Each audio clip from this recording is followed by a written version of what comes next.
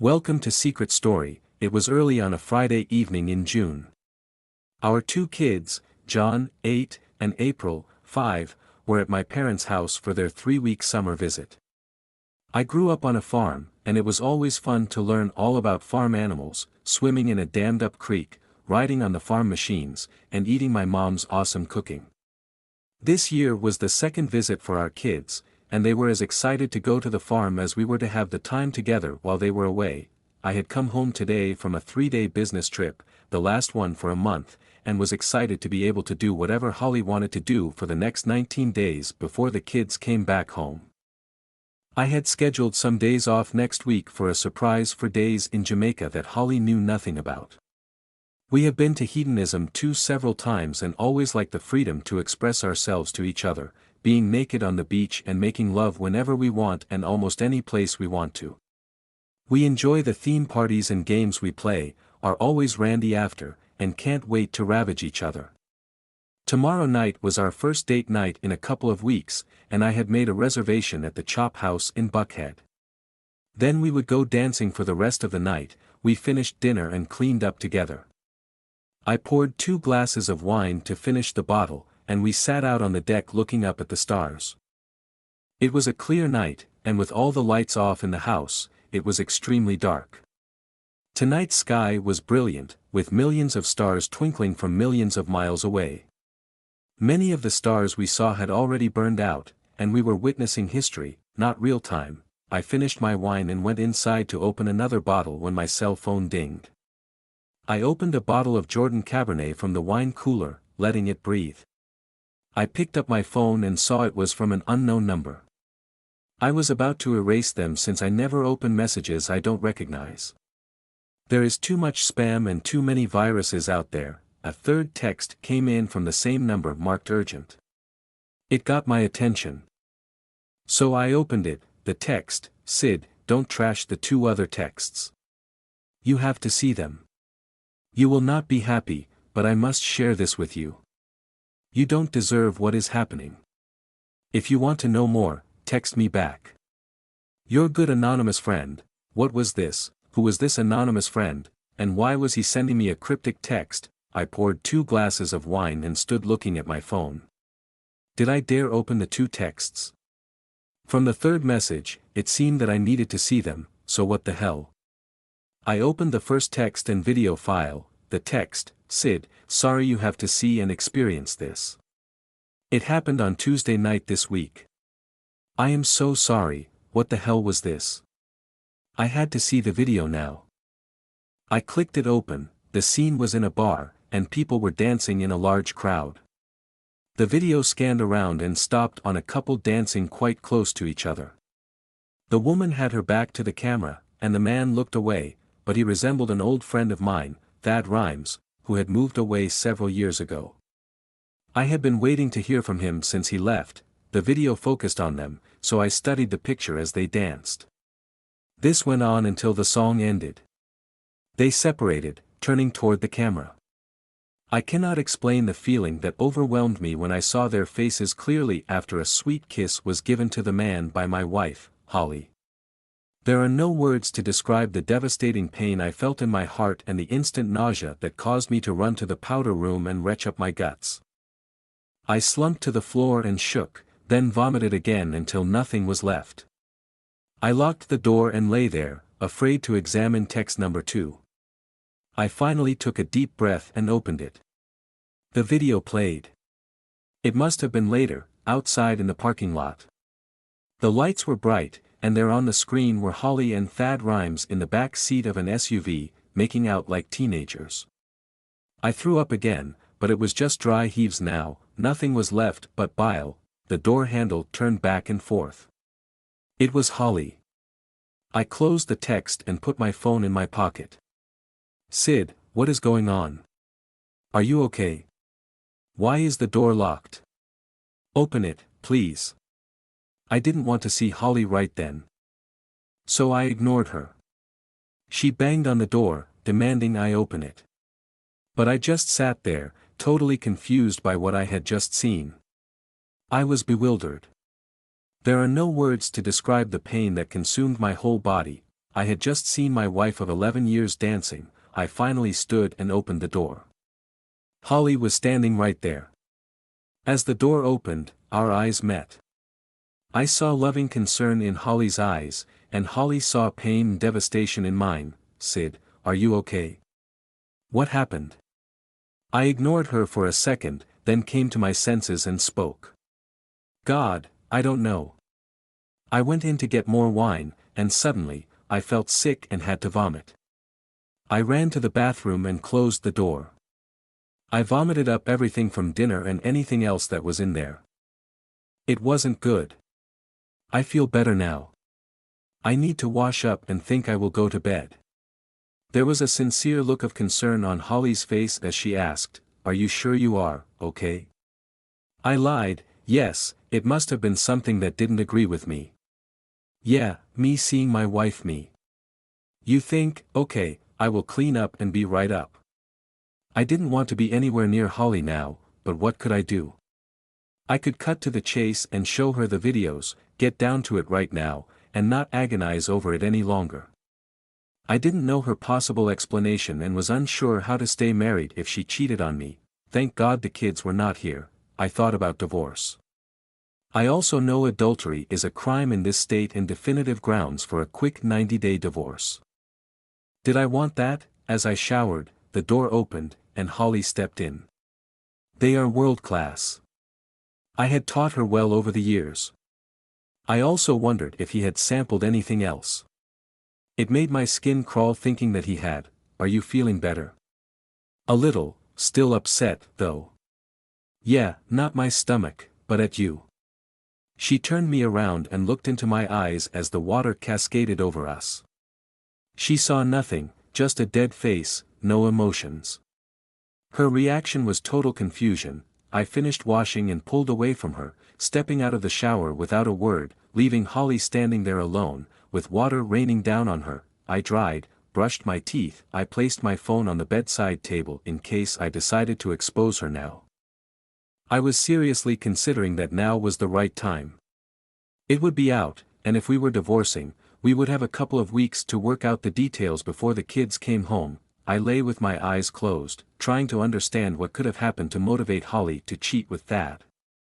From what I hear, he was divorced 3 times and had difficulty keeping a job. Thad left here after having an affair that wrecked his second marriage. Then I heard he got married again and divorced once more, all of them because he was a chronic cheater. How had he pulled Holly into his web? Then, a terrible thought hit me. That thought pissed me off. Then, a horrible thought hit me right in the gut. What if April, my youngest, wasn't mine but was Thad's child? I was ending this tonight. I kept my eyes closed, showing no expression. The night light from the bathroom was all there was, so it was fairly dark. My mind and willpower were strong as I fought hard, playing the video images in my head. I began to soften again. I softened more until Holly pulled away and looked at me with confusion on her face. I had never in all our years together not responded, yet tonight I had. This confounded her. "Okay, what the hell is going on, Sid? First, you instantly got sick. I ate the same as you, and I feel fine. Then you have no life in your face and the shower, and just now, you do not respond to me. Something is going on. What is it?" I looked at Holly, and reaching up, I turned on the lamp. I sat up against the headboard and looked at her. Once again, I showed no emotion. "Holly, we were having a wonderful evening. I was looking forward to spending 3 weeks not having the kids. How wonderful it was not to have the kids for a few weeks. We could reconnect and strengthen our love for each other." We were sitting on the deck, looking up at the incredible sky. It was so romantic, and Holly, I was so happy and at peace with you. I went inside to get more wine, and my phone dinged. I ignored it, and then it dinged again. I looked at it, and the text said it was urgent. I reached over and picked up my phone. I opened the third text and handed the phone to Holly. She had a strange look on her face as she read the text and handed me the phone back. She said nothing, as you can imagine, my interest was piqued, so I opened the anonymous friend's first text. Just as I said that, Holly gasped, "Oh God, no, Sid." I opened the video and let it play. The music and noise were enough. Holly crumbled to the bed, pulling the sheet up over her head. She screamed, "Oh God, forgive me, I am so sorry." Then she began to sob loudly. I started the second video and lifted the sheet, sliding the phone under her face. "Holly, look at the video. Please confirm that for me." I was mean and nasty to Holly. I yanked the sheet completely off of her and moved up on my knees. She was in a fetal position, shaking and sobbing. I looked down at her, leaning over inches from her face. I screamed at her, "I am married to a cheating. What should I do with her, what should I do?" Holly screamed, "Oh God, no." And rolled out of bed, ran to the bathroom, and slammed the door. I lay there for a minute, dressed in shorts and a tee, and went to my office. I work from home when I am not traveling. I am an independent IT consultant working in the cybersecurity area these days. This week, I was away meeting with Homeland Security on a 3-year contract to teach their anti-cyber terrorist section on the ever-changing hacking landscape. You might ask, how in the hell did you get into that? I was a hacker in college and worked a lot on the dark web. I am a knowledge sponge. I can remember anything I do once and always remember it. They call it eidetic memory. Anything I do or see or have done is logged in my head and can instantly be recalled. I don't broadcast this ability, and Holly doesn't understand it. It has come in very helpful, and I astound people, especially in negotiations or complex documents.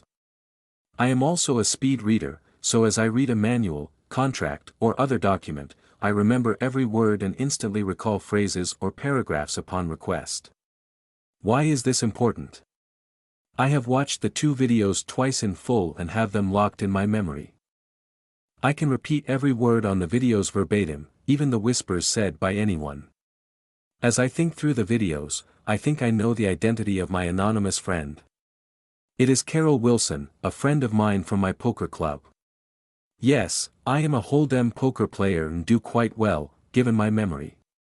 Carol, Holly, and I have been to a couple of poker tournaments in Vegas, and we had a great time out drinking and partying one night after I lost out. I was sure that Holly would not remember Carol, but Carol once told me that if anything ever happened and Holly and I split, she wanted me. I never thought much about that because Holly and I were solid, or at least we were.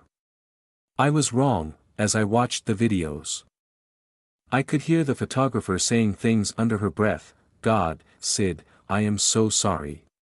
You are a good man." Then in the second video, it was almost 10:30 p.m.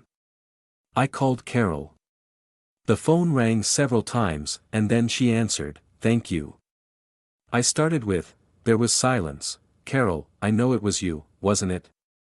Still silence. "Carol, speak to me, please. I am okay." "Well, Sid, I am not."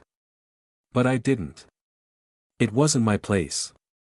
This time, I was silent, shocked at what Carol had said. I did the next best thing. "I sent you the videos I took. Sorry for all this, but you had to know. Thank you for telling me and showing me what you saw. I do have questions you may be able to answer. Can you help me further?" "I will try. What do you want to know? Can you tell me what you saw from the beginning and what else you saw and not on the videos?" "I need details." "Okay, let me start with, I saw Holly with several other women having drinks and fending off the men that were hitting on them. I was with another group. We were dancing and drinking too. As the night progressed, I went to the restroom and heard 2 women talking as I was peeing. One of them was Holly. She told the other woman that a man she used to know was in the club and he wanted her to dance with him.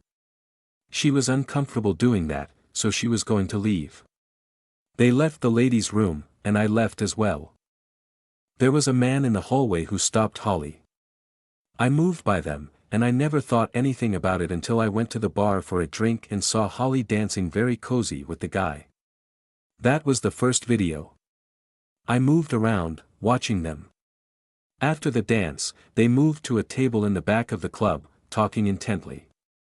Holly was very emphatic and, at one point, got up and returned to the other table with her friends. I danced a couple of dances and was over near the door when I saw Holly and the man walk out of the club. That disturbed me, so I broke from my dance and followed them. As I got to the door, they were right outside kissing passionately. I stopped and watched them. When the kiss broke, Holly said, "Okay, just this once, then you have to leave me alone." I followed them to a Cadillac Escalade, and they got in the back seat. I moved my position so I was standing in the dark and couldn't be seen. Then I heard him tell her, "So do it, Sid." Holly pushed him away and got out of the car. I moved deeper into the shadows and watched her quickly walk to her car and leave. I was silent for a minute. I knew I had every word Carol had told me logged into my memory and could repeat it to Holly word for word. Wow, that was detailed.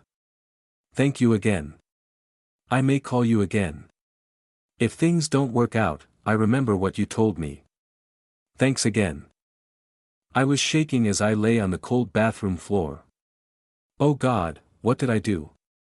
Why did Thad have to come back to town? Then there he was tonight. What were the odds we would both be in the same bar tonight? I had not thought of him in years. Cell phone cameras are everywhere, and a friend of Sid saw us and got a video of us. I wonder what he recorded. Oh God, as I lay there, I recalled every minute of that night. It was Sid's first night out of town for the last time until next month. Some of the girls from the bank wanted to meet for a drink and dinner. I had not been out with them in a while, so I decided to go. I wasn't dressed properly, so I left early and went home and changed. Putting on a party dress I had not worn in a while. It was short, but I liked how I looked dressed in it. I arrived as a couple of the other girls did. There were 7 of us, so we went into the restaurant for dinner. We had fun chatting and drinking as we ate through an excellent 4-course meal.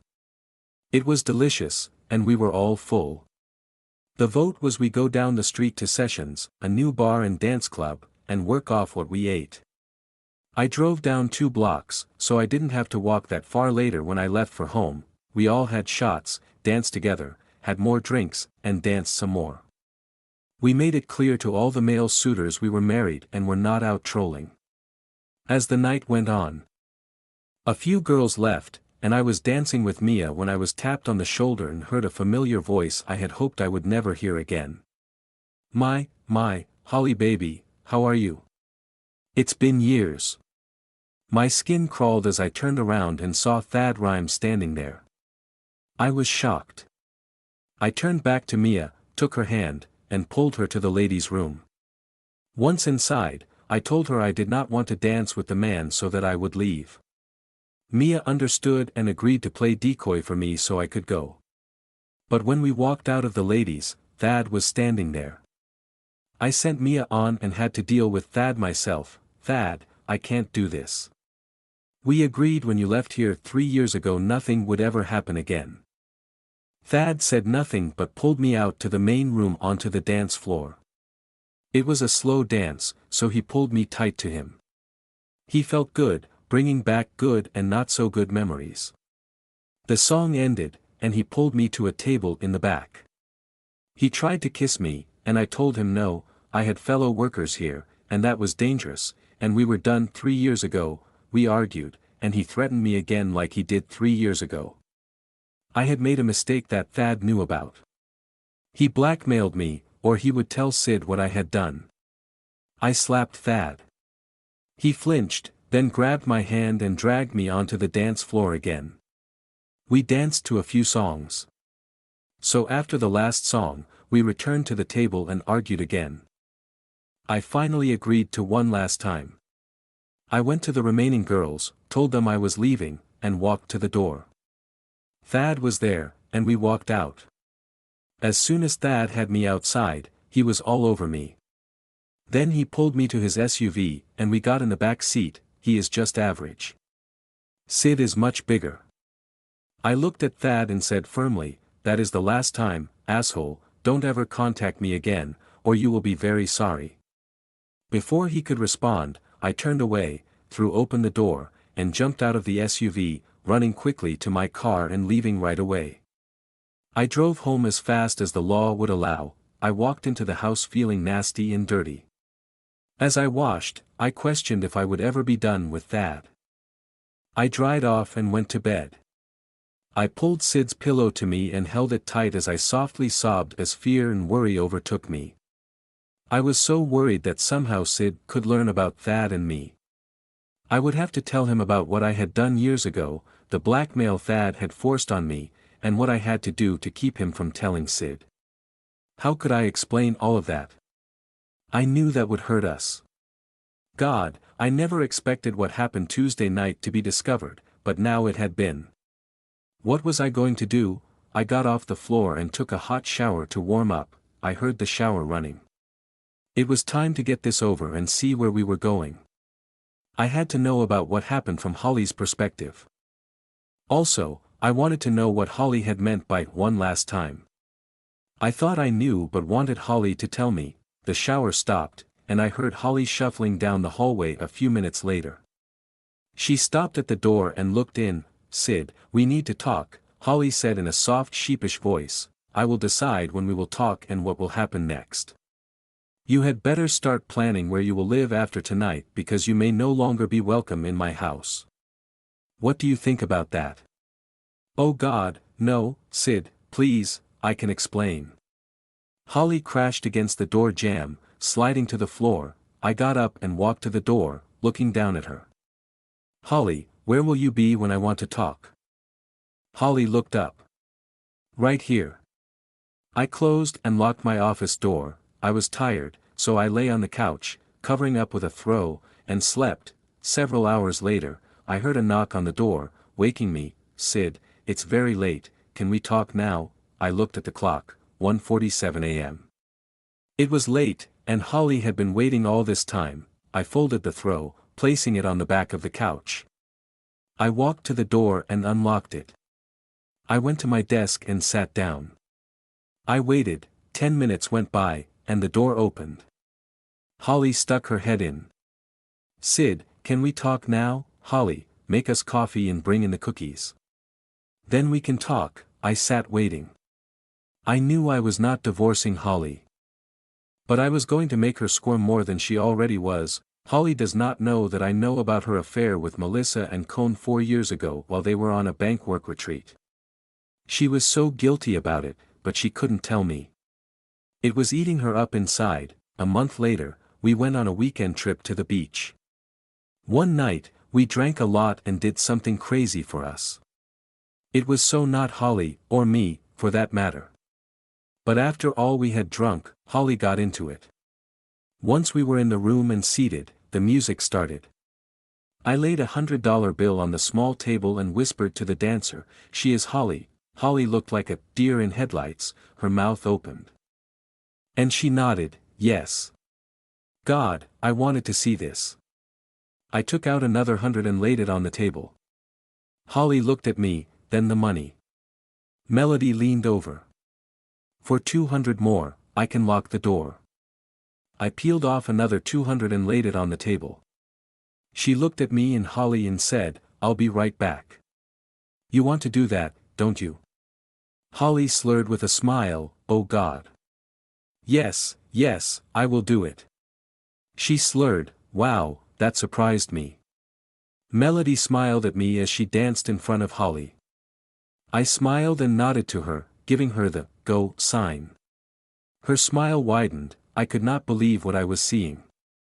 Call me. If you don't call, thanks. It was an amazing night. And the money was nice too. Got to go. By that night, I learned everything about Lady Love. I also knew a little about Thad.